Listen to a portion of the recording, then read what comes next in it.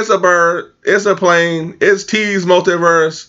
Back with yet another Superman and Lois review, part 2. And I have special guest Kiki, who's back with T's Multiverse for some more table talk. Let's welcome the heroic Kiki to the table. Hey guys! Why you say, oh no? It's so heroic. What is that? It's heroic. It's heroic. All right. I'm trying to give everybody all, the entertainment. I'm giving you music and special effects. I'm giving it all Everything, to you. Everything. right. Every bit, all I got. Yeah, since we last talked, there's been a lot that's happened. And a lot of things that we even saw, our inner geekdom came out. So we were able to first see a lot of things. Let's get into it, Kiki. Captain Luthor is not Captain Luthor. He is John Henry Irons. How do you feel about that twist? I think that was a good twist. It was a surprise. So I think when we originally saw the show, it was more on how is he a Luthor, Mm-hmm. and how does that tie in? And then they did a complete 180, completely Huge surprise. Turned it around, because that was not somebody I was expecting to be on the show. So that was pretty good. I like seeing how they had his hammer. Oh man, that was and awesome. the Luthor suit that then could use to be John Henry Irons. So I like that. Because it was just like, it was so awesome. I mean, just going back and just seeing his origin and the story involving his daughter. Mm-hmm. And I'm still looking forward to seeing more about that. Yeah, what happens? I wonder, happens to his daughter? Alive? Yeah, exactly. They don't quite answer that. Yeah. It seems like he was pulled away through a portal or something? And how? Those are the questions I need answers to. Things that make you go, Exactly. So is his daughter still there? That's one. So I don't know. We'll see. I love that story between he and his daughter. That was so cool. And when we watched it again, I noticed how the suit that he was using, he and his daughter were working on, that was Lex Luthor's power suit. Yeah, I missed that the first time too. We watched it. And then so to see how they were modifying it towards what he wanted to do with it, towards his functions was pretty cool. So it's going to be interesting to see. Now he hopefully understands, because after that spat he had with Superman and nearly killing him twice. Mm-hmm. But his prediction was correct. Will he understand that it's even though Superman is evil, he's not evil like his Superman on his Earth. So that's the thing. It's like he was taken over. Yeah. So it's not the same as you wanting to just be evil because you want to be with your family. It's more of you're being forced to be evil. Superman ultimately joins a Kryptonian army. It's like basically pretty much what he foresaw initially. John Henry Irons, he was telling them, hey, he's going to turn on you. He's going to join a Kryptonian army just as he did back on my home planet. And lo and behold, that's what happens at the end of episode 11, which just blew me away. So just to kind of wrap up John Henry Irons, how they just revealed him as, because he's going to be Steel, folks. If you don't know, John Henry Irons in the DC Comics ultimately becomes Steel, and he becomes Superman's, I don't want to say his partner, but he becomes, one of the heroes of Metropolis as well. Yeah, that's inspired by Superman. He's inspired by Superman, but they're doing it. They're going at it in a different way, which is cool for me. But I feel like ultimately, especially with them in need of a hero, with Superman under a part of this Kryptonian army, we don't know how long this will last. What is this, 15 episodes? 15 episodes. So we got 15 episodes, 4 more to go. So how long will Superman be under this Kryptonian influence? Who knows? We're going to see Steel. It's going to be a situation where hopefully he comes to grips with understanding, even though he's under Kryptonian influence, he understands that this Earth Superman is good and that they're going to form a partnership. You have to believe that. And it goes back to what I was saying in the part 1 was, I'm hoping that this series world builds more heroes. We're getting John Henry Irons Steel. So who else are we going to get moving forward in this series? Yeah, I'm excited about this. This was like, we were both blown away by like this reveal, and it's so cool how they did it, and I hope we do see more from the daughter we're going to talk about Morgan Edge. His identity being revealed. Now, we all both said he was from somewhere other than Earth. Yep. And lo and behold, he's from Krypton. Yeah. As Superman's brother. Now, that was a definite twist. Yeah. I was not expecting that. I just thought he was from somewhere and he knew about Superman and he was just trying to do something with that knowledge. But he's his half brother, which is very interesting. Very interesting. So I like how they did that. That was a good twist. And it gives, if Superman had to turn bad, that was a way to do it. So I like that. How do you feel about his origin tale? How they told his origin story? So I like, I feel unlike Clark's origin story, and I want to talk about that too. I like when the story arc gives where this character comes from. Right. Like you're seeing why this character is the way that they are, because he didn't have it as good as Superman. Superman was able to, crash land by the farm with loving parents, with loving parents, nurturing parents, and an environment that influenced who he was. Yeah, so obviously he's going to be good. But then if you have to fight all your life, people think that you're a freak. People think that you're weird, and you have to, for anything that you've ever had, you had to fight for it. It was never given to you. That gives you're mentally different from Superman. So I see where he's coming from. Don't agree with anything that he's doing, but I see where he's coming from. And his father was like, it's not the best, and that's who he's influenced by. Yeah, exactly. So your his father's methods does just like how Clark Kent and his parents, they influence him and his ability to do good. Because when you really think about it, there is a superpowered person. What do you do with it? Go down road A or go down road B? Right. Which is the right path for this person? Right. And you're seeing both opportunities and then seeing why they're like that. So I love when stories give you that, where you can feel for the character. Right. You can see why they're like that. Like, I'm not just out here being who I am because there's a reason why. Because of that. But I've been running for hundreds of years and trying to live and trying to do that and believing that you have your powers for a reason, which is to conquer. Yeah. Then what does that look like? Your actions are completely different. Yeah, I like that. It kind of reminds me of like something I read in terms of like even Batman. What would happen had he not had Alfred by his side? The more as I read, I always was a Batman fan, but just understanding, like, looking at it from this angle and saying, okay, what if he never had Alfred at his side? And there's other incarnations where he lost Alfred early, or he never had him and he turned bad. These heroes are a product of pretty much everyone. We all are a product of our surroundings and the people that are around us that influence us. So you have Clark, who, like you said, he is influenced, and he is the embodiment of all the good that he took in through the parents and the Smallville surroundings.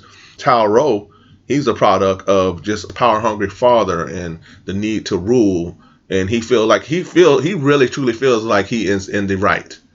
And that's the thing that makes you fall into his character. So it's going to be interesting to see what happens. He ultimately forces Clark to join his army, or he said he'd kill his family. And I like that for the CW. Like we've said before, the show, it doesn't follow the formula for all the other shows. So instead of it being join my army or I'll take your car,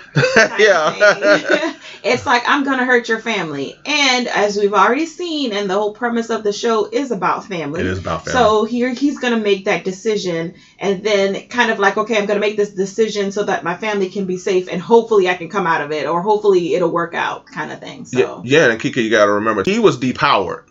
So he had to make that decision. He had to make that choice.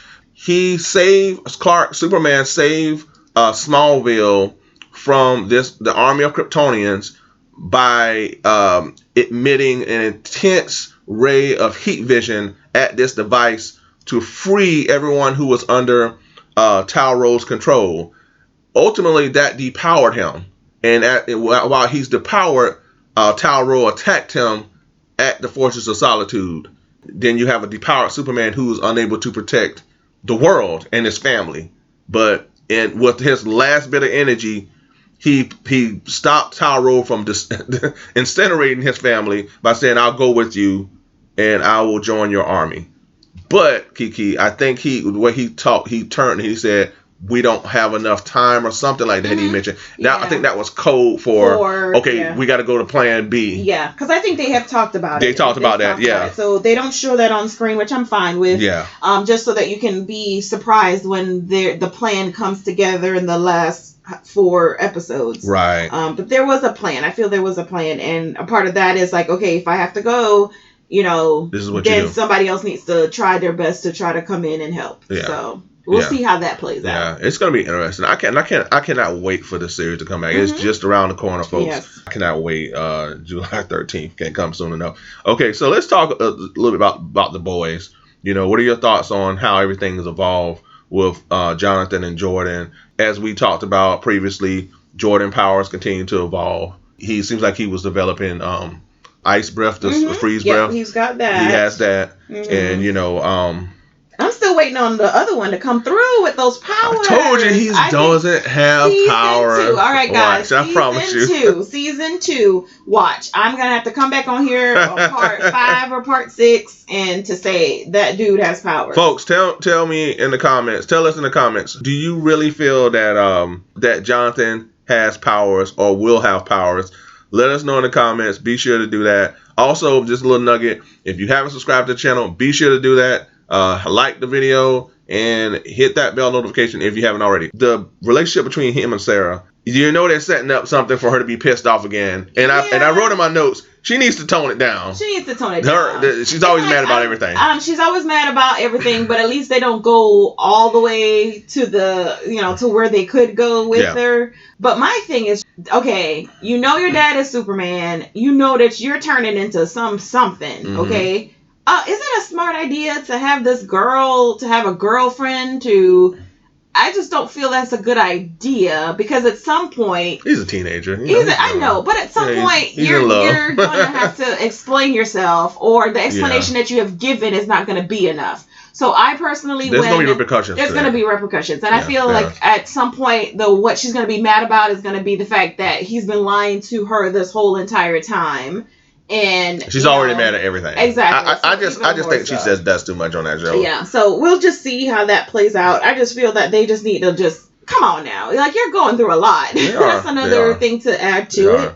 I still like their dynamic. It still carries on throughout the show, even with 11 episodes in. They have not wavered from their dynamic. They have not. I appreciate that. They have not. Because even in one of the episodes where he wanted to, when he was getting his cold breath powers, he started to spy on his brother talking to Sarah, and it was like, okay, he wants to know what were you talking to her about, and he's feeling a little jealous, and the fact that his brother, they had some harsh words together, but at the end of the day, they're right there for each other. And saving their father together. Exactly. So, and I do like that too, talking about saving their father together. It's just like, it's not just Superman. No. Oh, and as a side note, can they come up with a watch or something for all the family members? I'm glad you mentioned that. They pull out that big old device and go and they hold it in front of the person that's attacking them, and they go, "Listen, you see this here." I know you're trying to kill me, but I'm going to hit this button, and I'm pressing it, right? I'm pressing it. Here you go. Yeah. Are you going to knock it out my hand? You're not? Because he's going to get here in like a second. And that's where Superman seems like he's faster than Flash on this thing. He is fast. Great day in the morning. But I need them to get a Batman, get somebody at Argus. Just do a watch. Everybody gets a watch. It's a little app that you download on your app. Just hit a button. Your Apple Watch. That you can go ahead. Yeah, they gotta get rid of that clunky device. Hopefully somebody will do that. Like you put it in the back pocket of your jeans. You sit down. You press the button accidentally. That man have to run across the way for nothing. And while you having lunch, he's thinking that you getting killed because you sat down on the button. They've got to do something. That's probably like that's a good point. I'm glad you mentioned that. I'm glad you mentioned that. Please, for the love of God, get a watch of some kind. Please. And that's what I'm hoping for. So hopefully, all these people with all this high tech stuff. Get a watch. Get a watch. Hopefully with part 3. Jimmy Olsen has a watch in the animated series. You gotta do a watch. You gotta do a watch. You gotta do a watch. So thanks for the side note. Yeah. I look forward to seeing the Jordan, since he has powers, they need to start doing some kind of training with him in order for him to be more effective in helping, with his dad. So he'll get there. I'm cool with them bringing him along slowly because the one thing I don't want him doing, I don't want him to make it too much about Jordan having the powers and being the next Superman. I don't want it to be that. Yeah. I want him to be the reluctant hero right now and just really just bring him along slowly, because we want the focus to be on Superman. We don't want to do a Flash. We want it to be on Superman. One other thing I wanted to mention is Jonathan. It seems like they're trying to set something up with him utilizing weapons. Yes. And I don't know about that. So it's like something they're trying to do with that. So they're setting that up. So I want to mention that. Yeah, they definitely want to do that. Thoughts on Lois Lane's role in the series so far? I'm gonna let you take this because I know you're a big fan of this character. Yeah. So every time, if there's a Lois Lane Funko Pop, I'm definitely getting it. Yeah. So every time that I see her in her scenes, the word that comes to mind is hammer. She is the hammer. Okay. So she has that command presence. I love that she's not there just to be there. Okay. Right. So she has a purpose. She has a role. She's the mother. She's a wife. She's the reporter. But she's also the person that's Clark's like, rock. Yeah. She's also the person that's like, can't you guys see that this is wrong? And she makes sure that she lets you know that it's wrong so that you can hopefully listen to her. Even if you think she's crazy, she still she commands that. She commands that.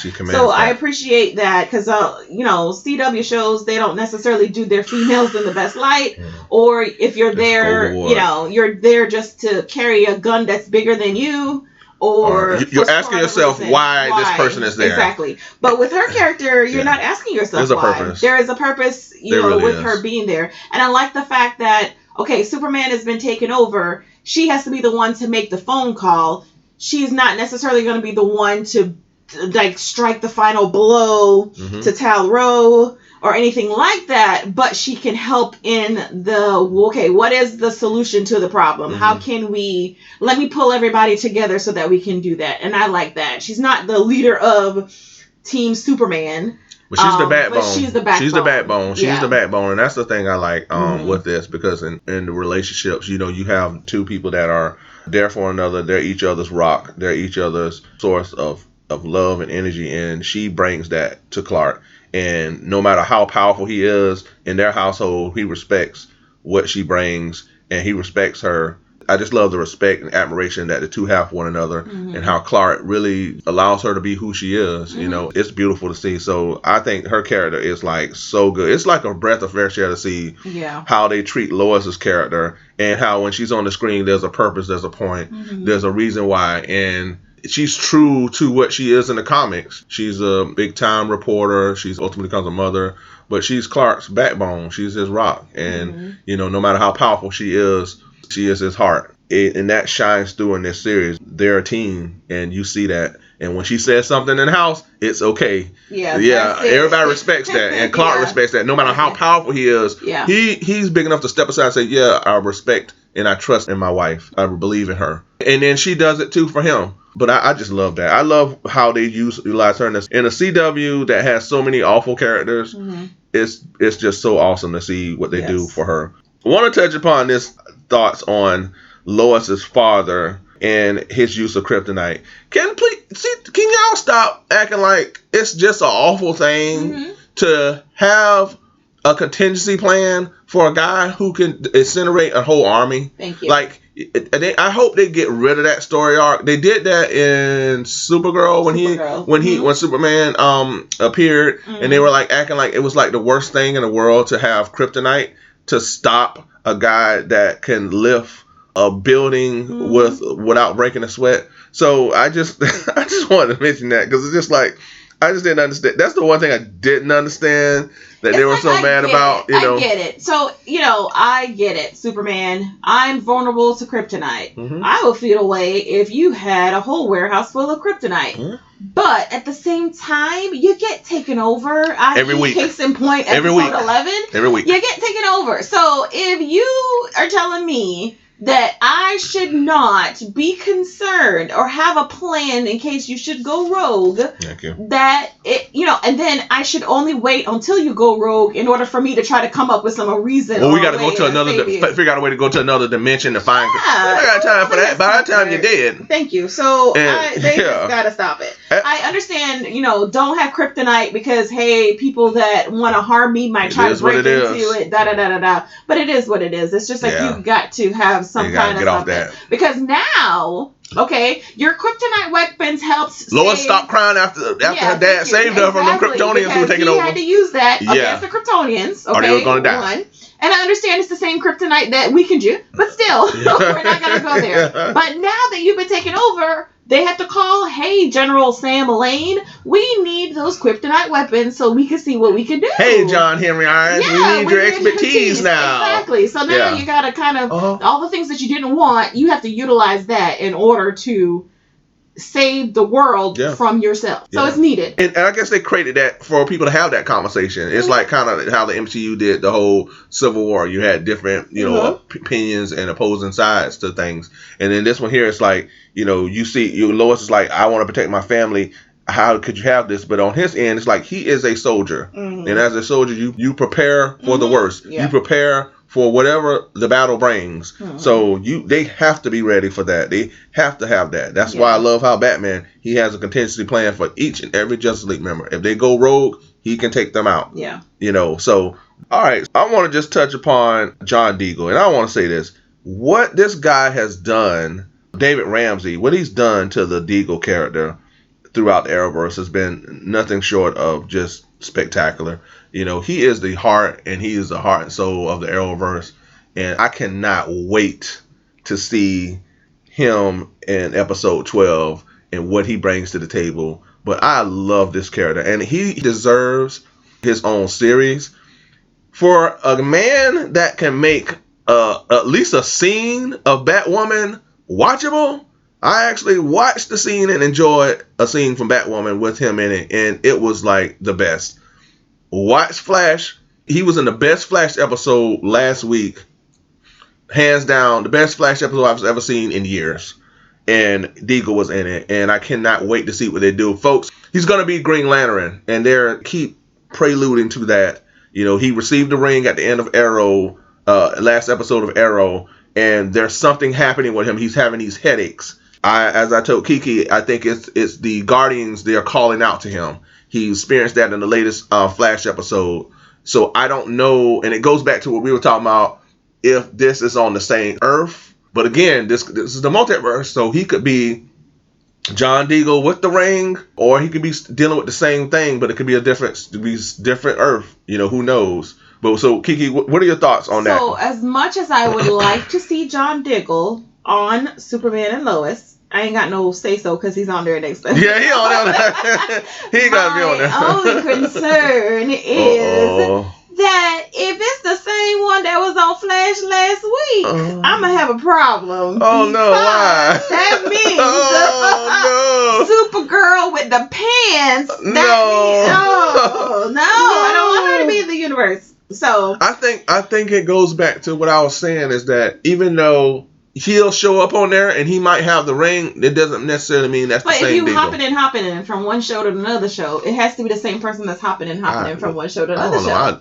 Let us know in the comments. What do you think? I don't know about that. I guess we'll find out in a couple of days. Well, you saw what Flash did in the Crisis. He's like, John, where's your ring? It's just doppelgangers. Yeah, that's true. But I feel I know your fear, because I'm feeling that way too. Because I'm like, we'll see. I want to see what he says. Is it a situation where he goes, oh, I'm here with John Henry Irons. Yeah. Yeah.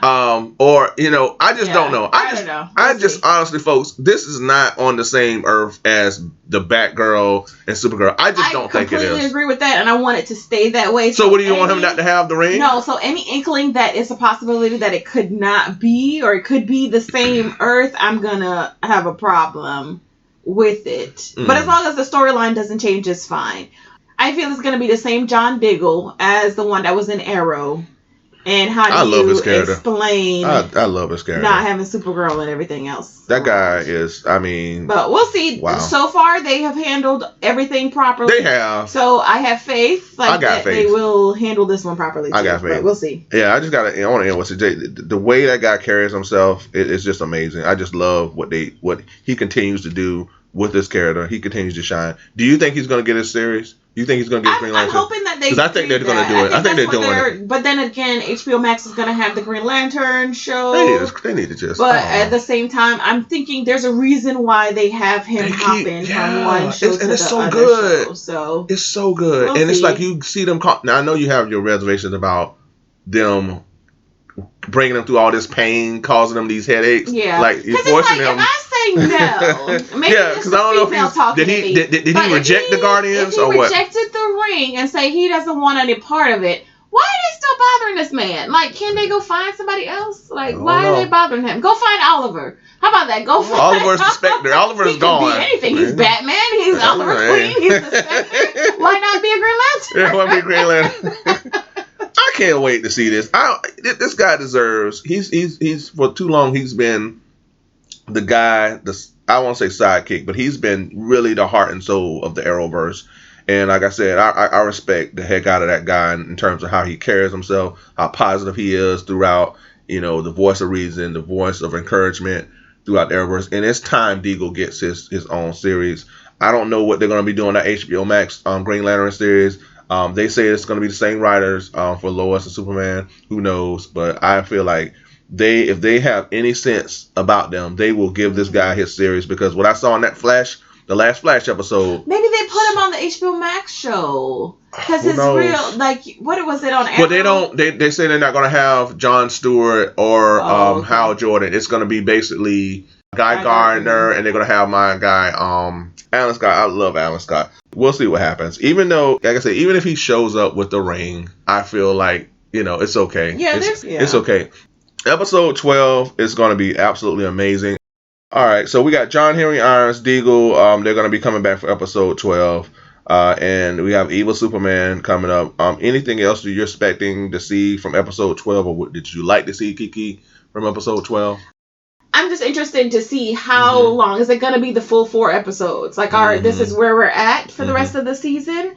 And then I'm also interested to see what other things they set up for season 2. Yes. So that's the thing, because it's kind of like I feel they're going to you're going to have a bookend to everything that happened in season 1, but then what else are you going to do for season 2? So if they can give a little bit of a hint to that would be great. Do you think that the people that were initially had the Kryptonian consciousness placed in them, do you think they're completely cured or not? I feel like they are, but at the same time, it was just such a quick resolution. Was, and maybe it was just how everything was written. But we felt like it was like, this is kind of fast. But maybe he did what he needed to do, and that was it. So I don't know. All right, so that's all we have for today.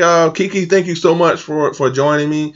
Thank you so much for checking this episode out. Again, please be sure to subscribe to the channel and hit that like button. I really appreciate if you do that. It will help push the channel moving forward. And also hit that bell notification if you haven't already, so that you're alerted when my videos drop.